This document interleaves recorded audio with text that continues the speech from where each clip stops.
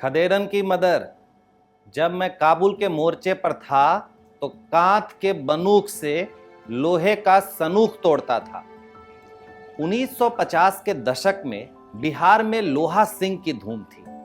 लोहा सिंह भोजपुरी नाटक का एक पात्र था जिसकी लोकप्रियता आज के जेम्स बॉन्ड और सुपरमैन से ज्यादा थी। लोहा सिंह रिटायर्ड सैनिक था जो मिलावटी और बहुत आसान भाषा बोलता था। उस दौर में रेडियो बहुत बड़ी चीज थी जो सबके घरों में भी नहीं होती थी। पान के दुकान या चाय के दुकान पर रेडियो फुल वॉल्यूम में बजता था। लोहा सिंह का प्रसारण आकाशवाणी पटना से होता था और जब कभी ये रेडियो पर प्रसारित होता था सड़कें खाली हो जाती थी और लोग रुककर नाटक को सुनते थे। इस कालजयी नाटक के रचनाकार थे रामेश्वर सिंह कश्यप, लेकिन इन्हें पता नहीं था कि ये बस एक नाटक नहीं लिख रहे हैं बल्कि बिहार का भविष्य लिख रहे हैं। एक बच्चा था जो लोहा सिंह को आत्मसात कर रहा था। लोहा सिंह कुछ ही सालों में अतीत बन गया, लेकिन लोहा सिंह जल्द ही नाटक के पन्नों और रेडियो के बक्से से बाहर निकलकर बिहार और भारत की राजनीति को एक नई दिशा देने वाला था। साल 1990 का पटना का गांधी मैदान है। लालू यादव मुख्यमंत्री बने हैं। शपथ समारोह है। पहली बार कोई मुख्यमंत्री लोगों के बीच शपथ ले रहा है। ये आदमी अभी वेटनरी कॉलेज के चपरासी क्वार्टर में रहता है। गांधी मैदान साइकिल चलाकर पहुंचा है। लाखों लोगों की मौजूदगी में ये नेता मन से दहाड़ता है। अब कोई अत्याचार नहीं होगा, अब कोई जुल्म नहीं होगा, अब कोई भ्रष्टाचार नहीं होगा, अब कोई बेईमानी नहीं होगी। ये कसम हम खाए हैं। अब असल लोकतंत्र बनाना है, लोगों का लोकतंत्र। वोट का राज मतलब छोट का राज। आप लोग मालिक हो, मालिकों पर अत्याचार नहीं होगा। साल 1996 का दशहरा था। लालू यादव का नाम चारा घोटाला में आ गया था। मुख्यमंत्री पहले से ज्यादा अंधविश्वासी हो गए थे। ईश्वर से राहत की उम्मीद थी। किसी ने सलाह दिया था कि जय हनुमान कहकर कुछ ऊंचाई से कूद जाइए, इससे आपको आपके कष्टों से मुक्ति मिल जाएगी। इसी साल के दशहरे में गांधी मैदान के रावण वध समारोह में लालू यादव एक ट्रैक्टर के ट्रॉली से जय हनुमान का आह्वान करते हुए कूद गए। राहत तो नहीं मिली, लेकिन टखने में हेडलाइन फ्रैक्चर जरूर आ गया। लालू प्रसाद यादव बिहार की राजनीति में विरासत है। जब उनका उदय हुआ था तो बिहार नहीं पूरे देश को लगा था कि एक सितारा मिल गया है। बिहार में पिछड़ों की राजनीति तो इनसे पहले से चली आ रही है, लेकिन यही वो आदमी है जो इसमें सफल हुआ। पिछड़ों को आवाज दी, ताकत दिया और बराबरी का मुकाम दिया, लेकिन प्रशासन और कानून व्यवस्था में चूक भी गए। आज कहानी एक महान नेता के उदय के साथ साथ उसके पतन की भी। पटना एयरपोर्ट के पास वेटनरी कॉलेज है। यहाँ के चपरासी क्वार्टर में मुकुंद राय रहते हैं। मुकुंद राय लालू यादव के बड़े भाई थे। एक दफा जब वो गांव गए हुए थे तो लालू यादव ने शरारत में हींग बेचने वाले के समूचे हींग को कुएं में डाल दिया। हींग वाला लालू यादव के घर पहुंच गया। घर वाले समझ गए कि इसकी बदमाशी बढ़ती जा रही है, गांव में रहेगा तो बर्बाद हो जाएगा। मुकुंद राय अपने छोटे भाई को पटना ले आए। गोपालगंज के फुलवरिया गांव का ललुआ पटना आ गया। वेटनरी कॉलेज का चपरासी क्वार्टर लालू यादव का पहला पता था। पटना में ही प्राथमिक और माध्यमिक शिक्षा मिलती है।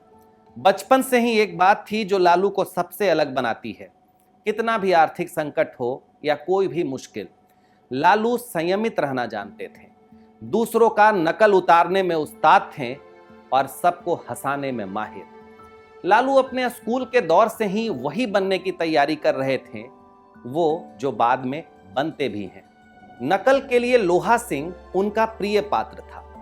मिलर हाई स्कूल में इनका एडमिशन लोहा सिंह का डायलॉग सुनाने के बाद ही हो पाया था। लोहा सिंह को लालू ने अपना लिया था।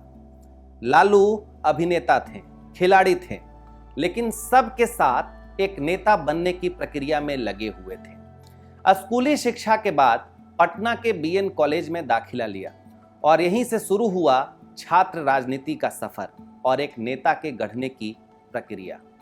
लालू अब तक वेटनरी कॉलेज के चपरासी क्वार्टर में रहते थे। रोज करीब 8-10 किलोमीटर पैदल चल के कॉलेज पहुंच जाते थे।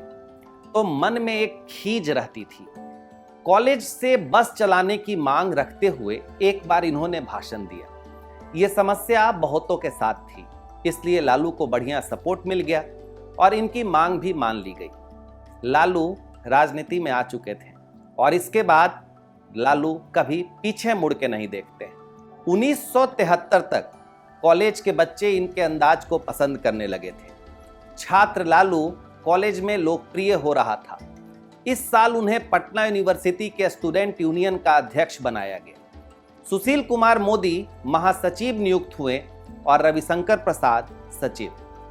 संयोग है कि इस दौर में बिहार भ्रष्टाचार के खिलाफ आवाज बुलंद कर रहा था और आंदोलन के नेता थे जयप्रकाश नारायण। स्टूडेंट यूनियन के अध्यक्ष के हैसियत से लालू यादव जयप्रकाश नारायण के साथ हो लिए। दाखिला हुआ छात्र राजनीति से और सीधे देश की राजनीति में पहुंच गए।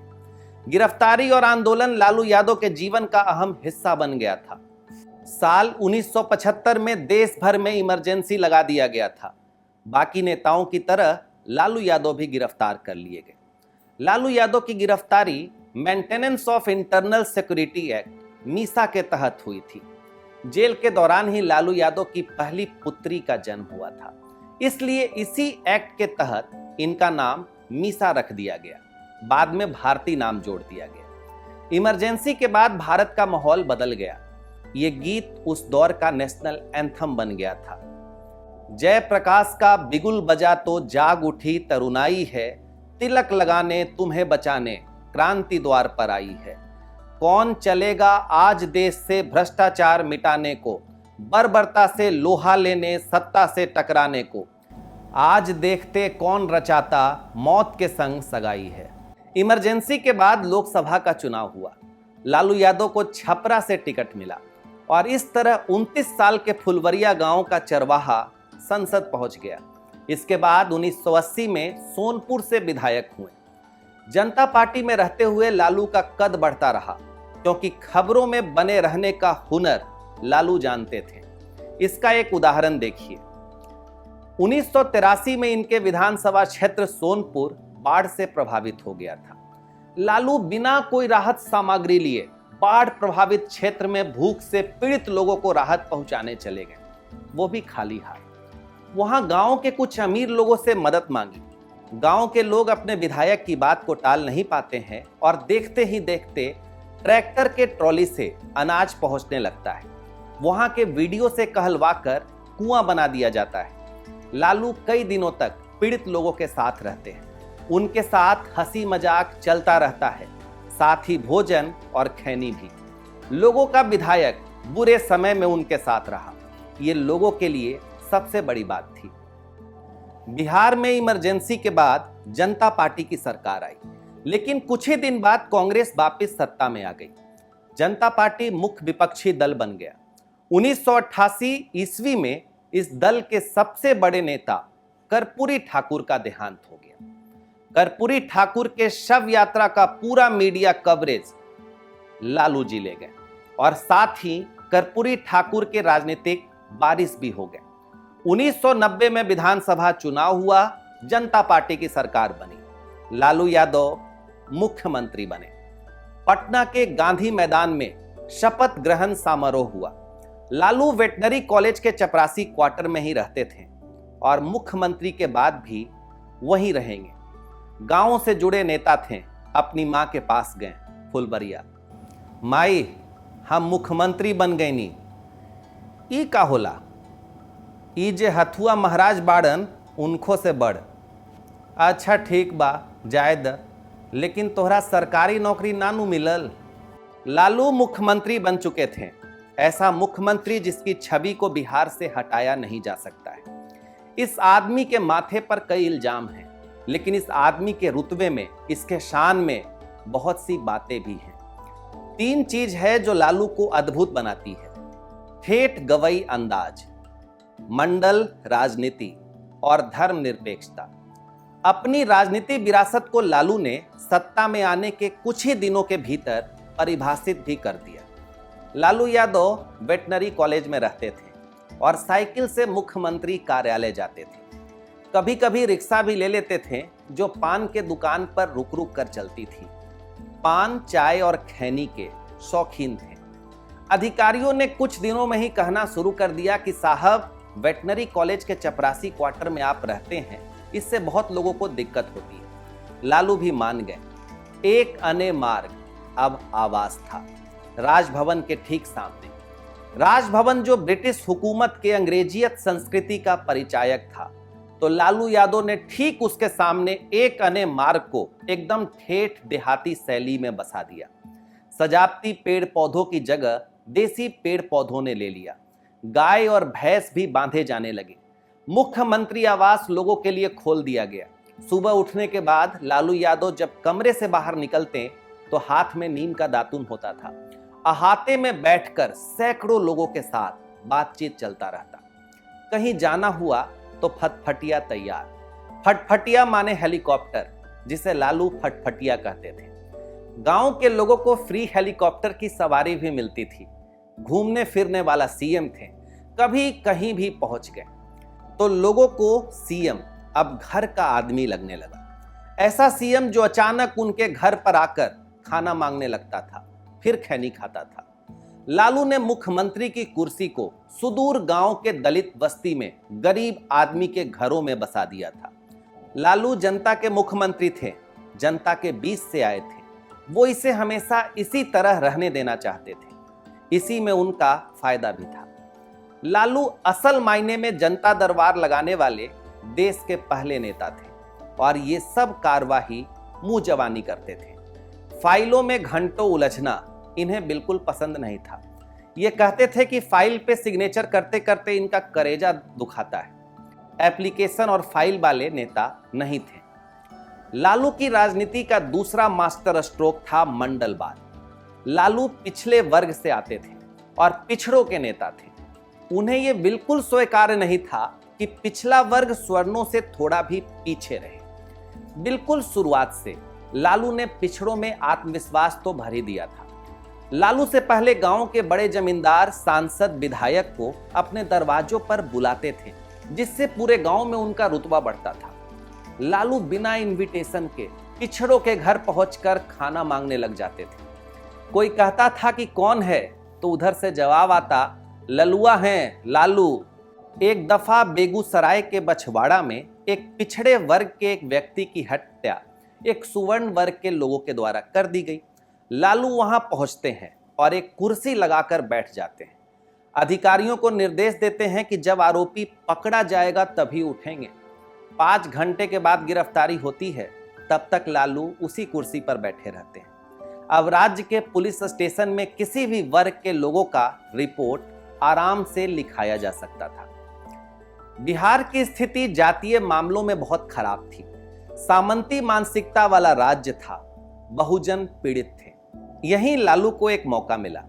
1990 में मंगल कमीशन के रिपोर्ट को लागू किया गया, जिसके तहत ओबीसी वर्ग को रिजर्वेशन दिया गया। पूरे भारत में हंगामा मच गया था। लेकिन लालू यादव कहते हैं कि प्रधानमंत्री वीपी सिंह को इसका आइडिया उन्होंने ही दिया था। दिया हो या ना दिया हो, लेकिन निश्चित तौर पर उनकी भूमिका थी और मंडल कमीशन के प्रावधानों को बिहार में सख्ती से लागू करवाने वाले भी लालू ही थे। तीसरा मास्टर स्ट्रोक था धर्मनिरपेक्षता। बीजेपी मंडल कमीशन का विरोध नहीं कर पा रही थी। इससे पिछड़े वर्गों का समर्थन नहीं मिल पाता। बीजेपी मंडल कमीशन का समर्थन भी नहीं कर पा रही थी, जिससे उसके स्वर्ण शहरी वोट कट जाते। इसलिए बीजेपी ने मंडल की राजनीति के काट के लिए कमंडल की राजनीति शुरू की। लाल कृष्ण आडवाणी सोमनाथ से टोयोटा के मिनी बस में रथ यात्रा शुरू करते हैं, जिसे अयोध्या पहुंचना था। उत्तर प्रदेश से पहले बिहार पड़ाव था। लालू यादव ने इसे चुनौती के रूप में लिया। बड़े सावधानी के साथ तमाम तैयारी करके आडवाणी के रथ यात्रा को 23 अक्टूबर 1990 को उनके गिरफ्तारी के साथ समस्तीपुर में रोक दिया गया। मैं इस मंच के माध्यम से पुनः श्री अडवाणी जी से अपील करना चाहता हूं, अपनी यात्रा को स्थगित कर दें। स्थगित करके वो दिल्ली वापस चले जाएं। देश हित में अगर इंसान ही नहीं रहेगा, इंसान नहीं रहेगा, तो मंदिर में घंटी कौन बजाएगा या कौन बजाएगा? जब इंसानियत पर खतरा हो, इंसान नहीं रहेगा तो मस्जिद में इबादत कौन देने जाएगा? 24 घंटा मैं निगाह रखा हूं। हमने अपने शासन के तरफ से, अपने तरफ से पूरा उनकी सुरक्षा का भी व्यवस्था किया, लेकिन दूसरे तरफ हमारे सामने सवाल है, अगर एक नेता और एक प्रधानमंत्री का जितना जान का कीमत है, उतना आम इंसान का जान का भी कीमत है। इसके बाद लालू खुद धर्मनिरपेक्षता के रथ पर सवार होकर अपने चुनावी समीकरण को पुख्ता कर लिया। बिहार के सिंहासन पर उनका दावा 15 साल तक के लिए सुरक्षित हो गया।